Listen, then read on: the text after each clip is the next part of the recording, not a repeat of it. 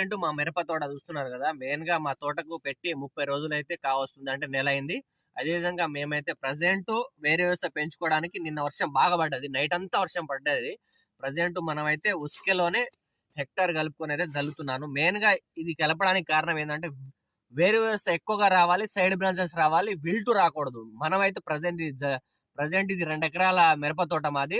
First నేను 4 days కిందట అయితే ఇది మేము మాది రోడ్డు పైన స్కూల్ దగ్గర మాది మిరప తోట ఉంది, అక్కడ 25 గుంటలు అక్కడ జల్లాము. అదేవిధంగా 2 ఎకరాలు జల్లుతున్నాను ప్రజెంట్. నెక్స్ట్ వచ్చేసరికి మనం ఇంట్రో ఎక్స్ట్రా కొట్టొచ్చు, బెనివియా కూడా కొట్టొచ్చు. దాంట్లో కంపల్సరీ పెగాసిస్ కలుపుకోండి, ఎందుకంటే దోమలు అండ్ మనకు నల్లి ఎఫెక్ట్ ఎక్కువ ఉంది కాబట్టి బెనివియా అయినా ఇంట్రో ఎక్స్ట్రా కొట్టినా కానీ మనకు ఎక్కువగా ముడతొస్తుంది. అందుకనే పెగాసిస్ కలపమని చెప్తున్నాను. ఇది విల్టు ప్రాబ్లం రాకుండా వేరే బాగా పెరగడానికి, సైడ్ బ్రాంచెస్ రావడానికి హెక్టార్